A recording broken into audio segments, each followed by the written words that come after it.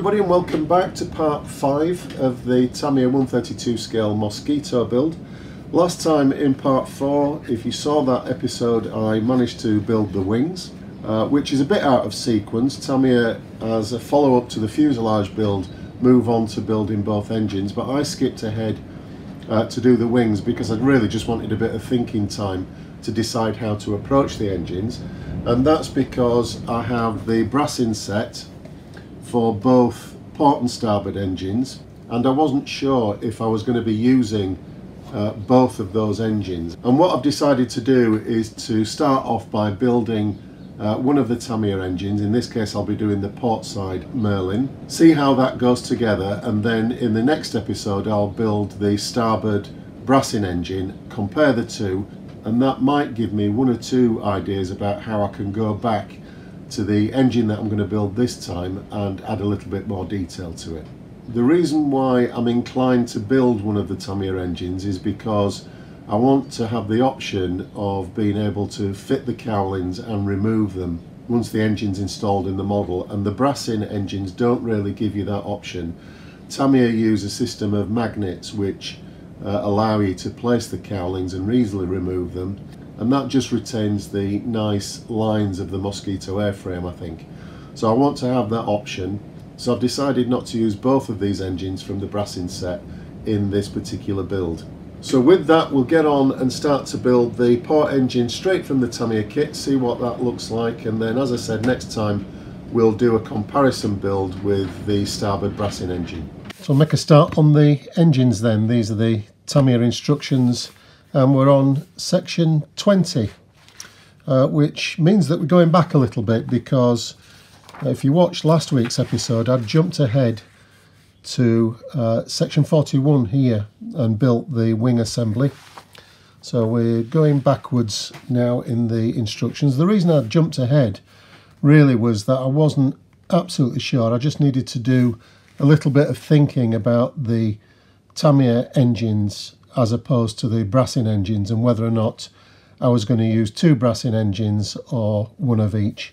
I have made a study of the brassing instructions and the Tamiya instructions, and actually the brassing engines are complete. In other words, you don't need any Tamiya parts to build a complete brassing engine with its firewall and the upper part of the undercarriage legs. So we can do both and just compare them, see what they're like, and we'll take it from there. But I'm not going to be doing both in one episode. We'll just concentrate in this episode on the Tamiya port engine. So we'll be starting with the crankcase and the two cylinders here, and we'll get these cylinder heads on as well. I'm going to remove the cylinders separately because they are different. They're obviously handed, so I don't want to get them mixed up. Tamiya probably won't allow us to build them incorrectly. There'll be keys on those parts, I'm pretty sure. But even so, we'll just avoid that risk by just taking the parts off that we need to start with.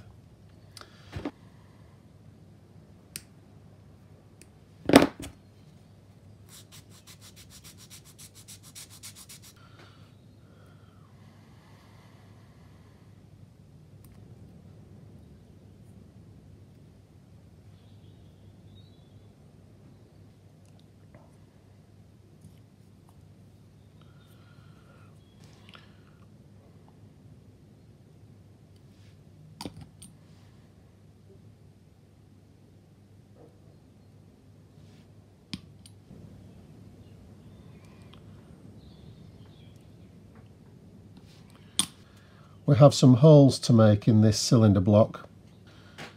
So the two down at the bottom are 0.8.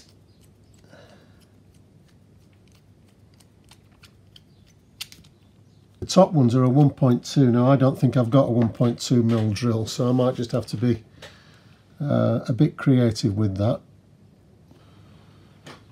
Well, I'm wrong. I do have a 1.2. I don't remember getting that, but anyway.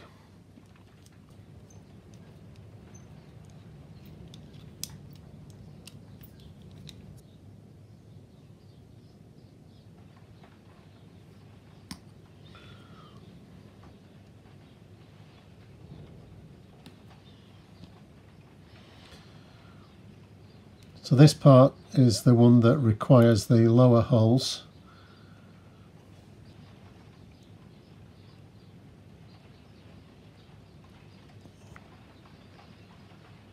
So that's one cylinder block.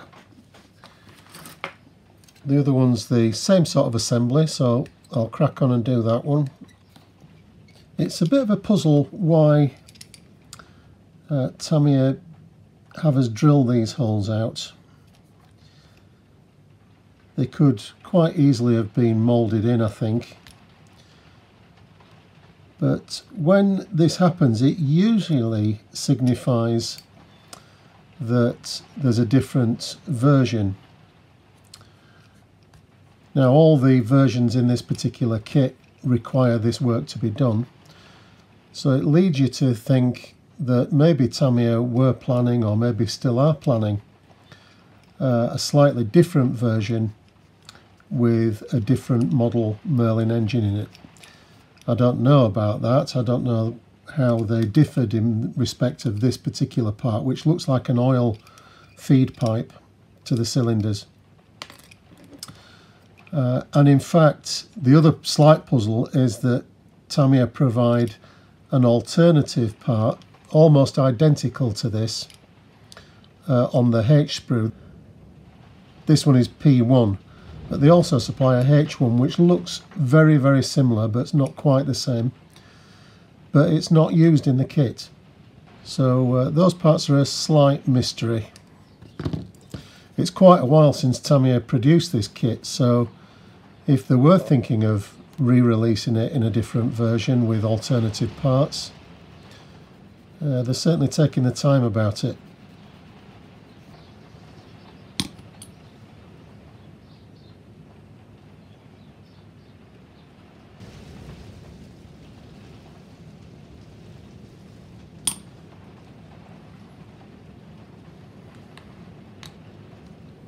Next we need to fit the cylinder heads.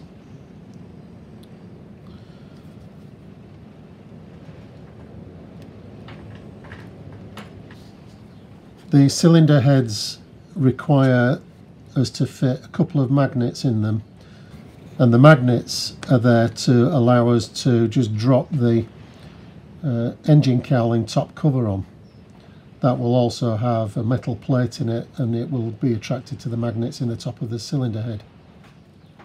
There are two sizes of magnet in this pack, and actually, very unusually, one of the smaller ones in my particular kit is missing.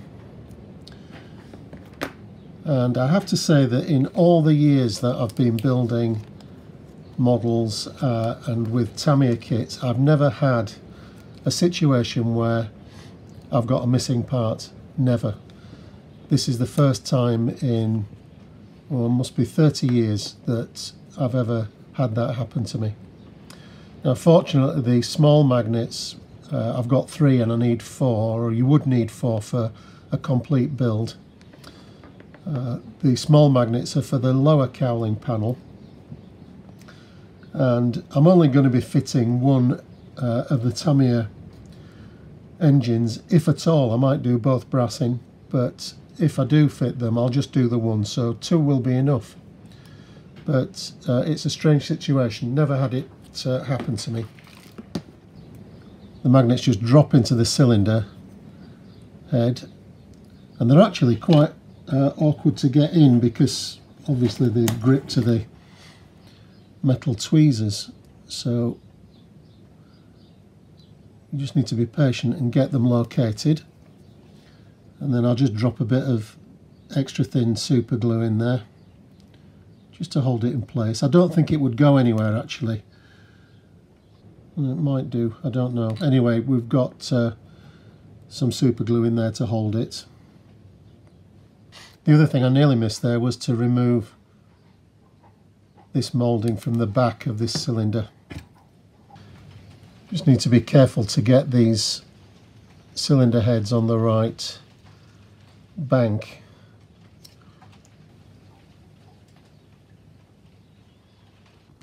The 2 cylinders, one thing you might have noticed is that these Tamiya plastic parts don't include the Rolls-Royce plaque or plate on the cylinder heads. And from memory, they don't in any of the kits with Merlins in them.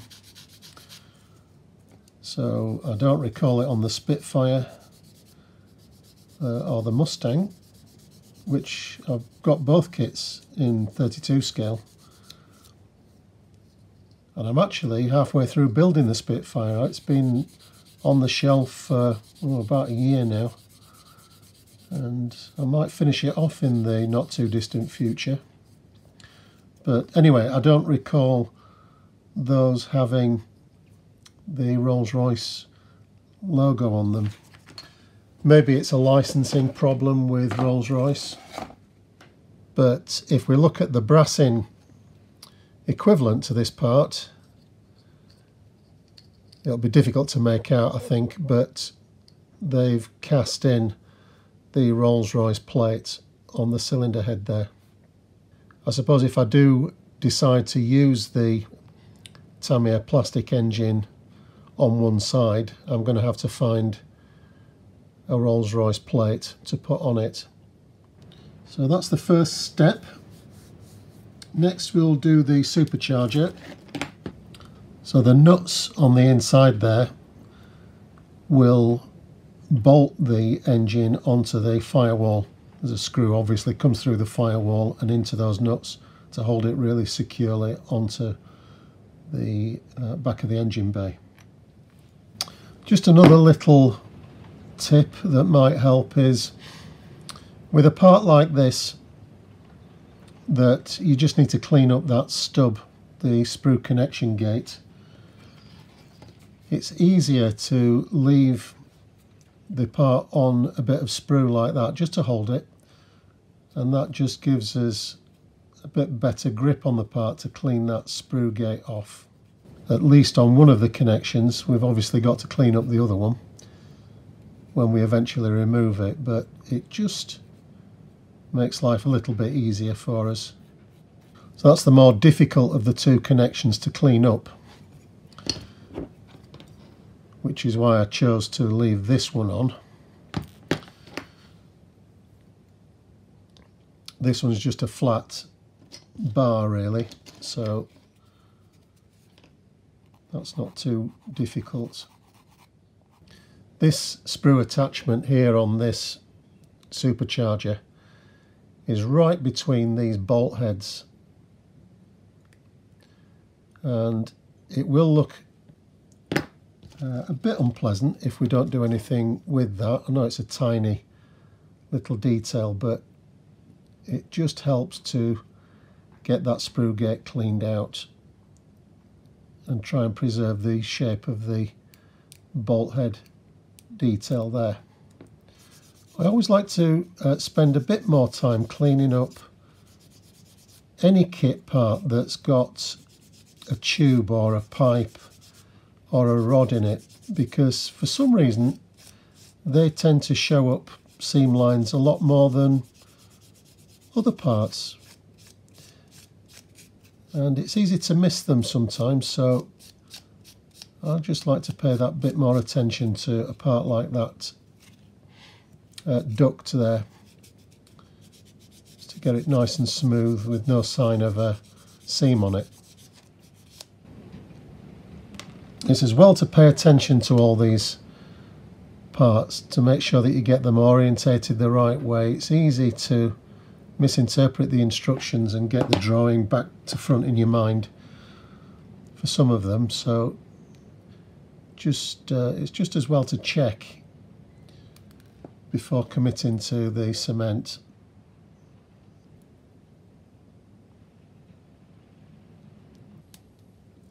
This grill is for the lower end of the supercharger intake.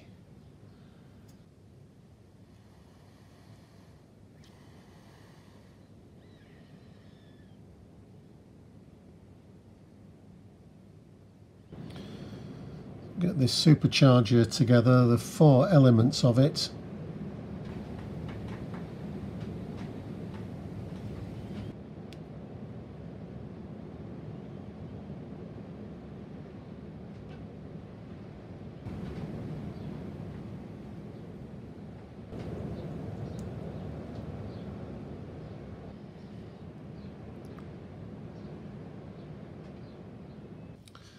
this part P14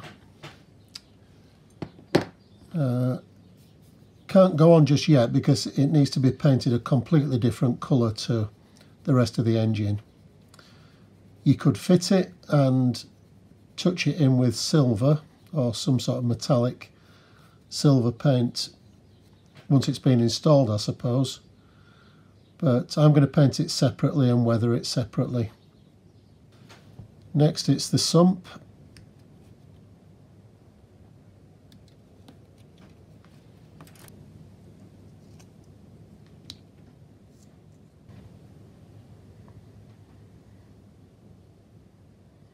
So these cylinders fit on top of the block, obviously, and they're a bit of a wobbly fit,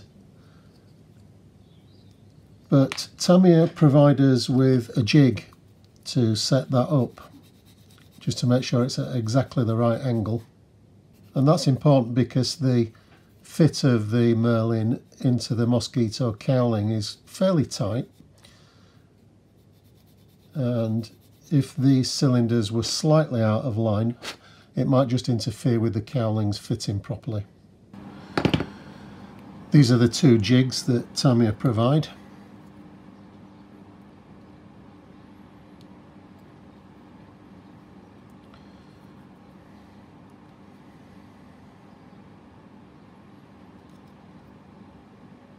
Obviously we don't glue those.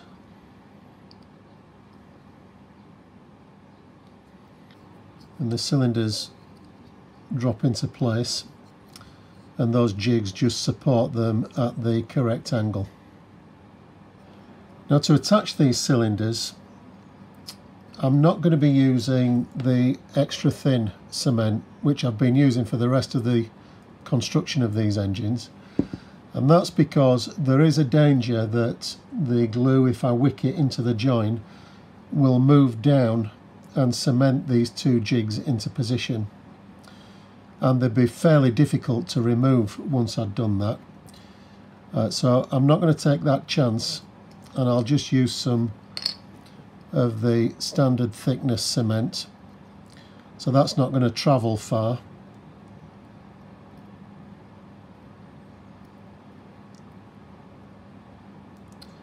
And I know exactly where that cement is, it's not going to cause any problems. Been a bit heavy-handed there with that.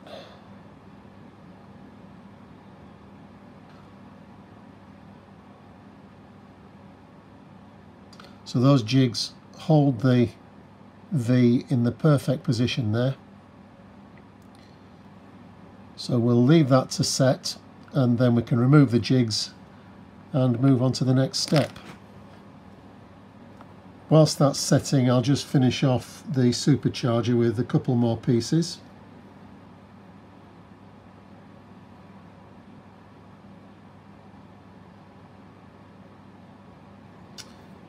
Another thing that I've missed here is drilling out this hole in the sump.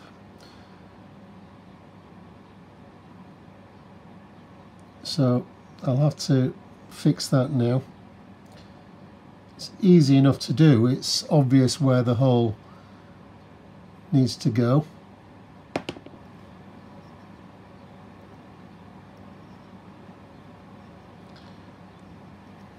It's easy to miss some of these Tamiya directions for drilling these little holes. They put them in a little inset drawing, and it's a couple of times I've missed those off now. Anyway, got that back.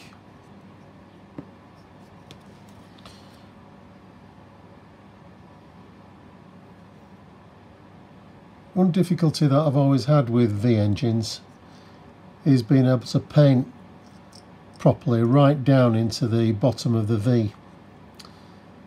So with this part, I'm just going to leave that off so that I can get some paint, some black, right down into the underside, and then that'll just drop on top later on.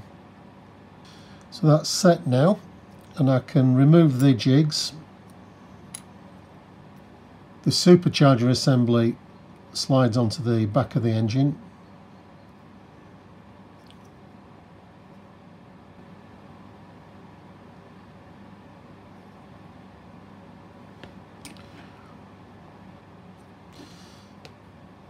this will be quite a tight fit now, because actually this part here should go in at the same time as pushing the supercharger onto the back of the engine. But because I want to paint that all separately, I'll have to find a way of getting that in. I'll just shorten the pin probably, and that'll give me enough space to just slot that into position.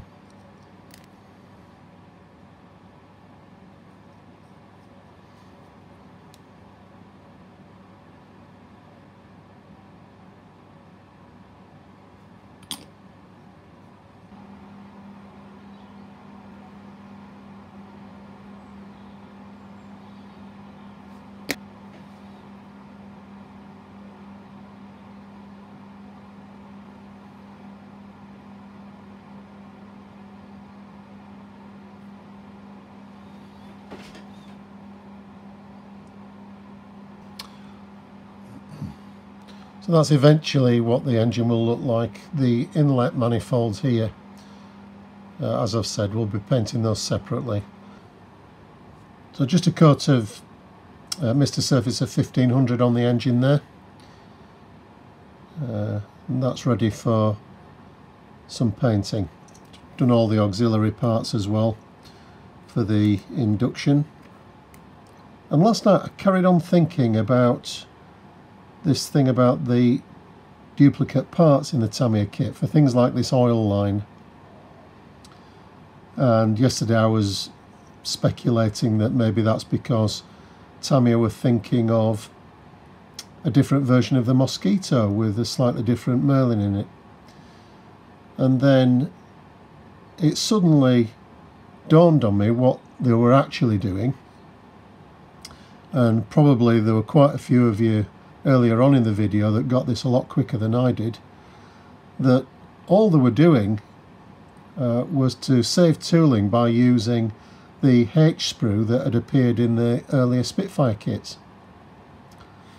and provided the different parts for the Mosquito Merlin, which was a 20 series Merlin, on the P sprue, including these oil lines and a different supercharger duct in here at the back and other bits and pieces. The engine in the Spitfire 9 was a 60 series Merlin, most commonly a 66, and that's what this is. This is from a part built Tamiya Spitfire 9, which I will be catching up on actually, and I'll finish this later on in the year on a separate playlist. It's a shame to have it hanging around in a box. But this is a Merlin 66, and we can see the differences in the two engines. The oil lines here are different. As I said, the supercharger ducting is different. The supercharger itself is a different shape altogether, and various other bits and pieces underneath, such as the filters, are different between the two engines. So that's how Tamiya have done it. They were just saving tooling by re-providing the H sprue in the Tamiya kit. So that's what the Tamiya engineers were thinking when they were designing the sprue layouts for the Spitfire kit. Just get all the common Merlin parts onto one, which was the H. So with the engine at that stage, it's time now to move on to the engine bearers. I'm going to be building the port engine from the Tamiya kit, and what Tamiya make clear in the instruction manual is that the two sets of engine bearers, port and starboard, are quite different. So I want the port engine, which is from build sequence 28 onwards. So I'll get those parts out and we'll start to have a look at how that goes together.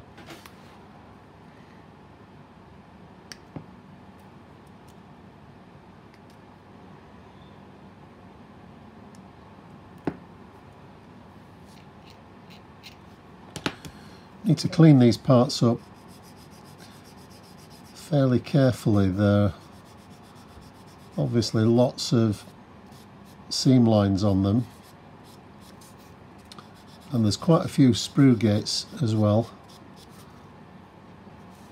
On rod shaped parts like this I always use a sponge sander because it just helps to keep the shape of the rod rather than flatten it. It just does a better job than a hard backed sanding stick. They don't need an awful lot of cleanup, these parts, they're very nicely moulded.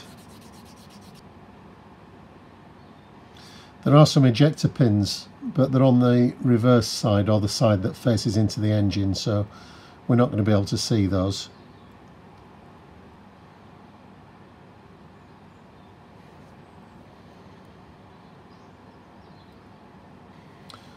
This is the engine firewall, and it forms the front of the undercarriage bay as well.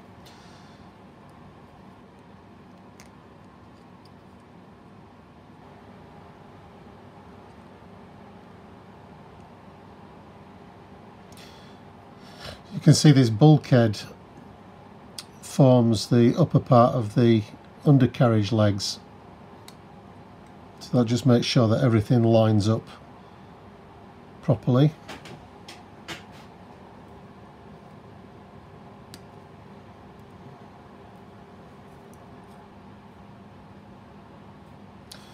These frames are quite delicate, I'll have to be careful with them. And it would be good to get them assembled onto the inner frames here. But I'm just going to check that that's not going to stop us fitting any of the pipe work. A lot of the ducting and pipes threads through the frame or the bearers, and it might be that if we fitted these we're not going to get the rest in. These are the two parts that I just need to check if I'm going to be able to fit them after putting these side frames onto the main bearers. I think they will probably squeeze in, but I just want to make absolutely sure before I go ahead.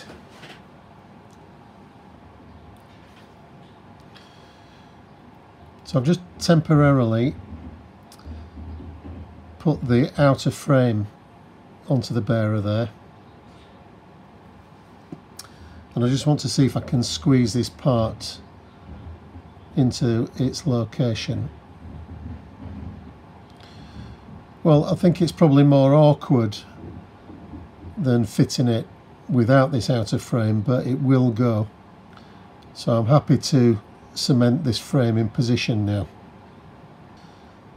The reason that I'm test fitting all that is because I really want to have this outer frame glued so that I can paint the whole thing in the interior green.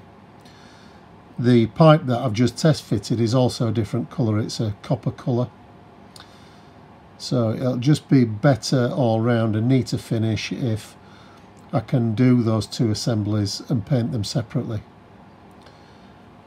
But obviously I didn't want to do that if I couldn't get this pipe in. But we're going to be alright with that.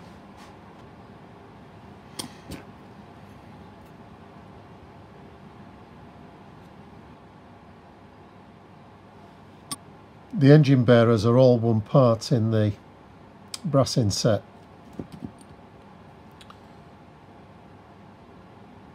So we're not going to have this assembly to do really, although of course the brassing is overall it's quite a bit more complicated than the Tamiya.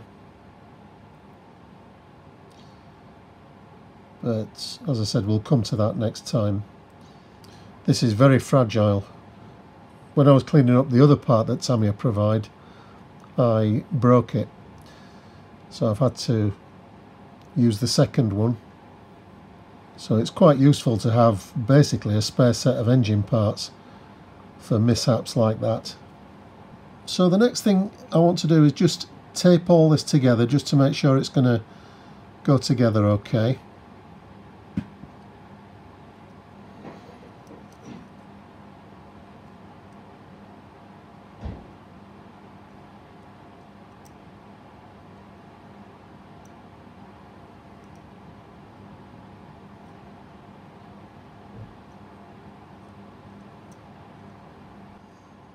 So the test fit there has shown that this pipe here is quite a tight fit, but it does go in, and this quite complicated pipe that snakes through the bearers, it's quite a complicated routing. You've got to know exactly where that goes between the inner and outer engine bearers.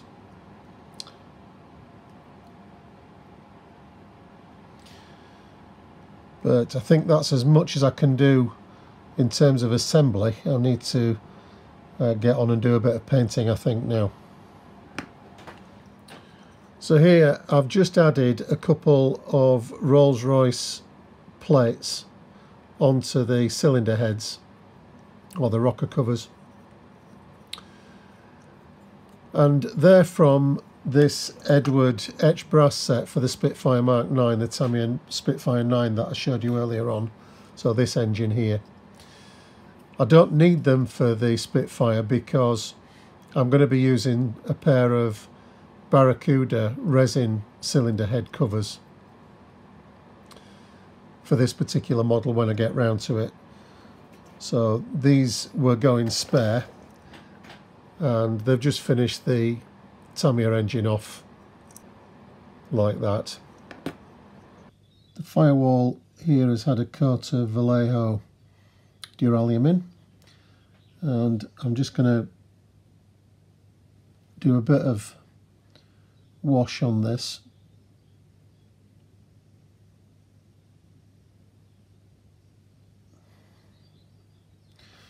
Just really light, just to bring out some of the detail. I don't really want to dirty this up too much.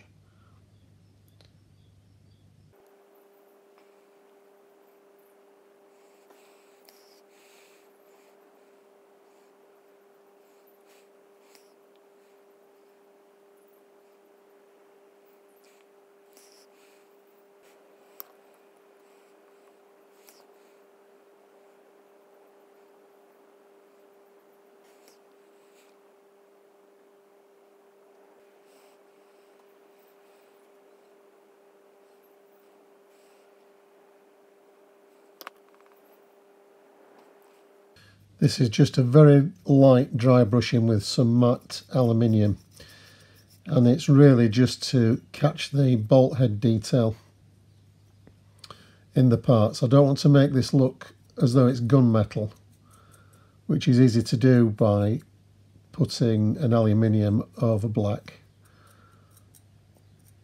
It's just to catch the edges, and it just brings out the detail a little bit. The part still looks black, but it somehow just brings out all those little bolts and bits of detail in the part. A big part like this, just painted black, does tend to look a bit monotone, so you need to do something with an engine like this.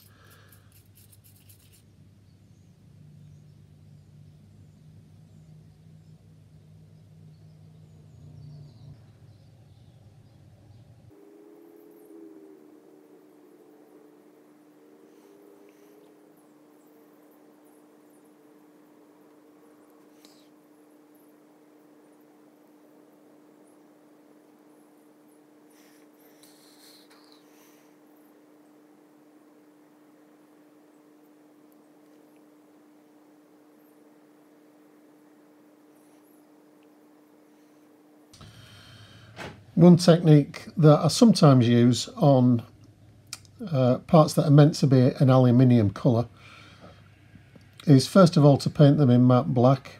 So this is Tamiya lacquer matte black, and then just dry brush them with the aluminium. This is also a Tamiya lacquer colour, matte aluminium, and if you just work around the part, it first of all catches the highlights, and then the more you do the dry brushing, the more the aluminium comes out. So you've got quite a bit of control over how the part looks. The dry brushing also tends to polish the paint a little bit, so it gives quite a good metallic feel to the part. I've already done one side, so I just want to make sure that they have the same sort of effect on them.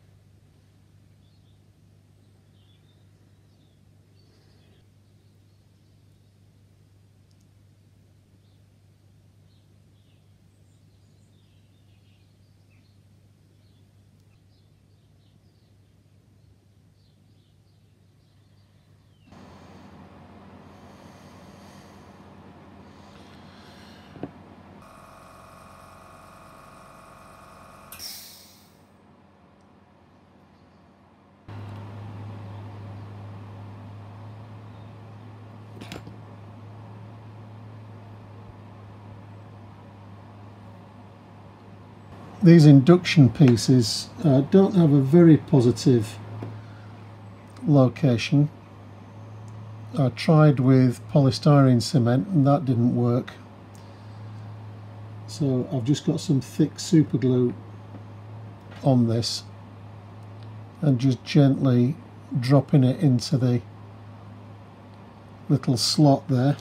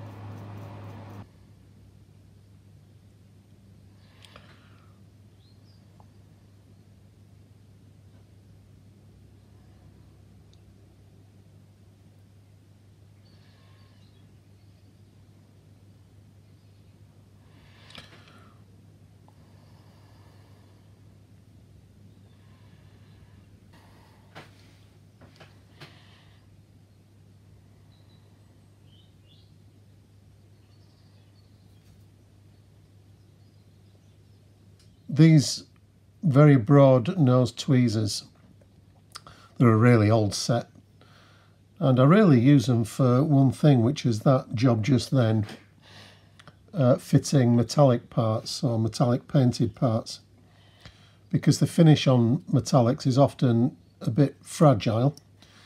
So these are very broad nosed pliers and they've got some tape wrapped around them just to cushion them a little bit. So they're just useful to have. I don't use them all the time, but just now and again. Start to put the bearers together now onto this bulkhead.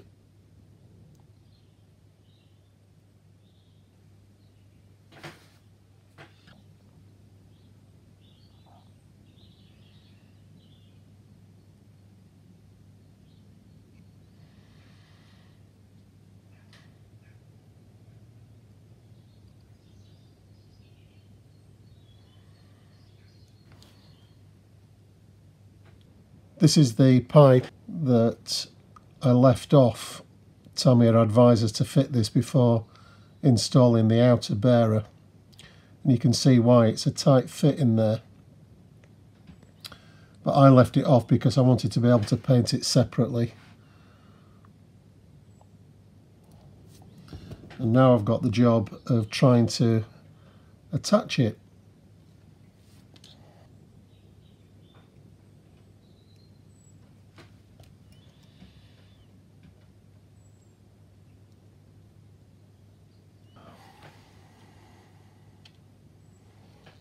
We also have to thread this pipe arrangement through the bearer as well.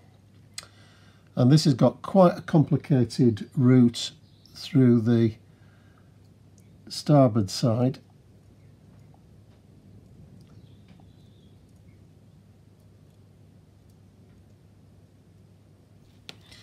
So again, our cushion tweezers just help to tuck that underneath.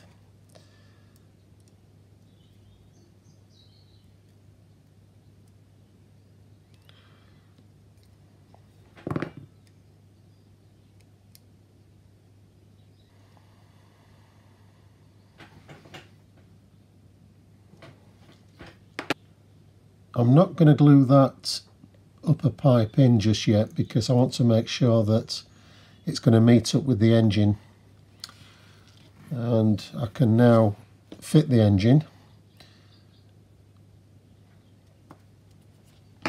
Just remove the screws from the back. I've had these screws in position just to avoid getting paint into the threads.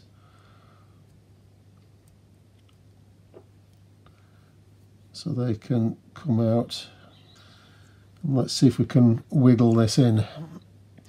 I haven't fitted this part here, which is the lower part of the bearer. It's just a brace which goes all the way across. But I've not put that in yet because I want to be able to spread the bearers apart just to get the engine in. So let's see if we can manage that.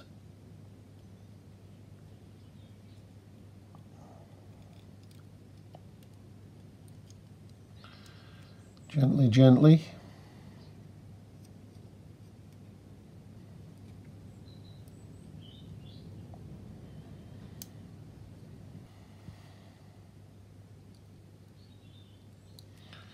So if that's in the right place, hopefully these screws will go straight through and into those nuts that we fitted in the supercharger at the beginning of the video.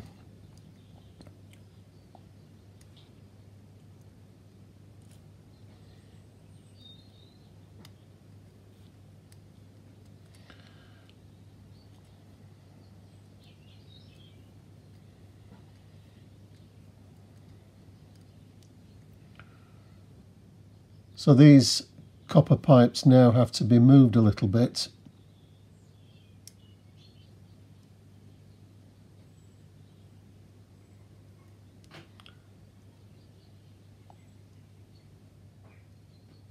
So it fits to the rear side of this, what I think is an oil pipe.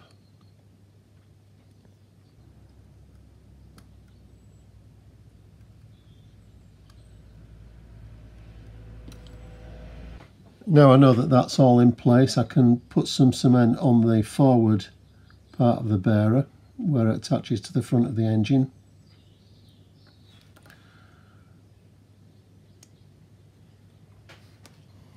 Just one little trick there is that I got a tiny spot of super glue on the front of the engine there, and I'm just using this fiberglass pencil to remove that. It doesn't actually act like sandpaper, so it doesn't sort of dig into the plastic or remove it. It's very gentle, and it just is enough to get rid of that little glue spot. This is the engine oil tank, and this will have some etch brass straps from the Edwards set on it. But before removing the plastic straps, I'll just glue the two halves together. That'll give it time to set overnight before I do any sanding, to clean the seam up.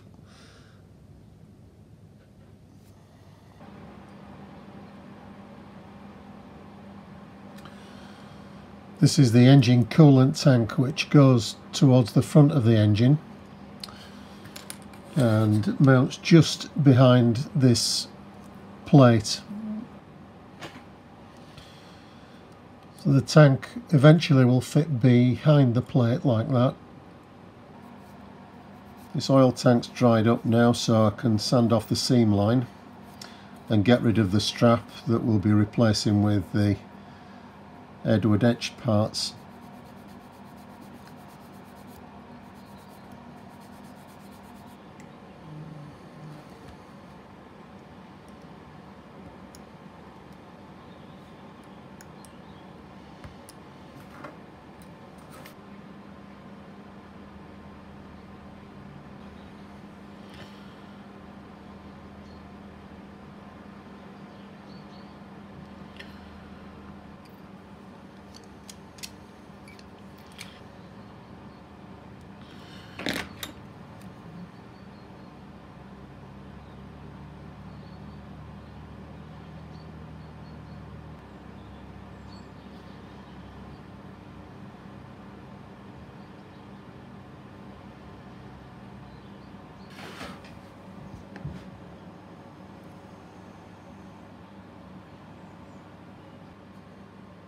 So just some nice little extra details on the oil tank there.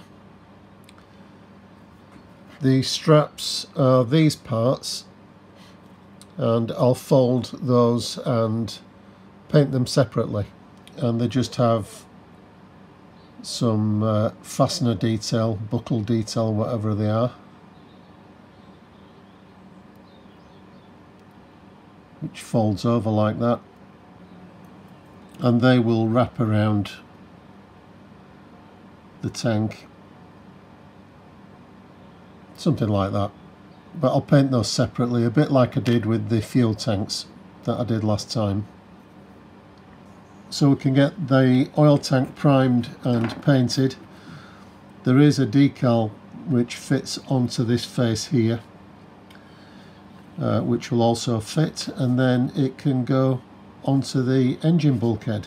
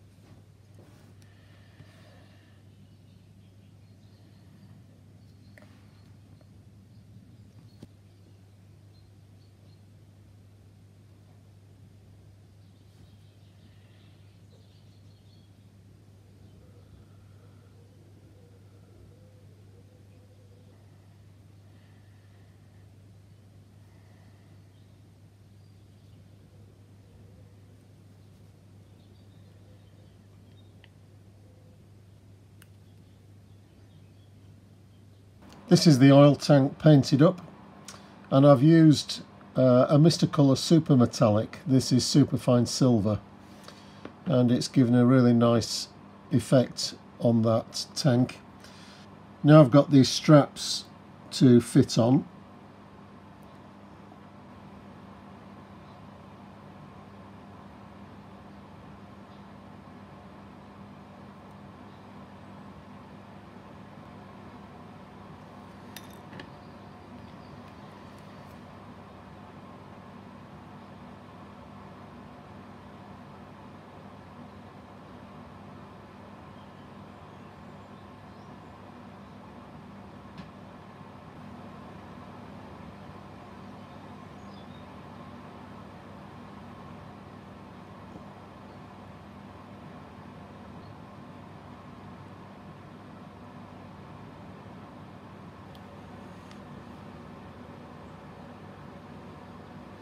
So that just needs a decal fitting onto it, which we'll do now. Then we can put it onto the bulkhead. It fits here on the reverse face of the engine bay firewall.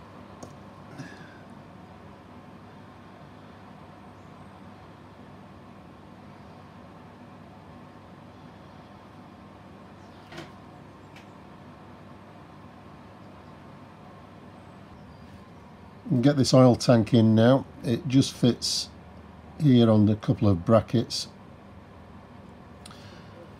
and I'll just attach it with a tiny spot of super glue.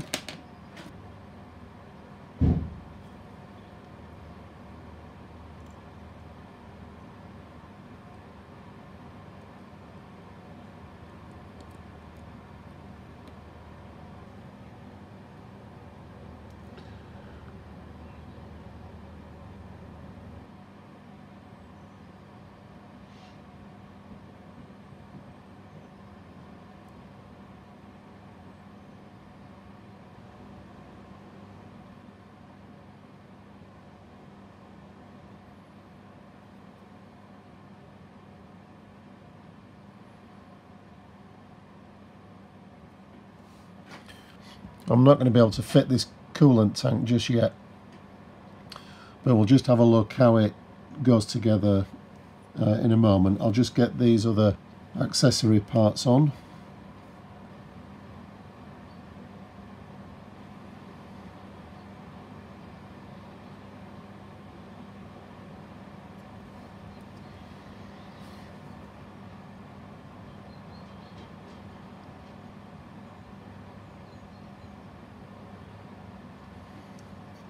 So that's as much of the port engine as I can do for the moment, but I just want to show you how the coolant tank and this front plate, spinner plate, goes on, and also this last coolant pipe which goes underneath. So these are the Tamiya nacelles which we're going to be using. The engine assembly here is a really nice positive fit into the nacelle. We'll be assembling the nacelles themselves later on in the build. This is just to check the fit of the engine.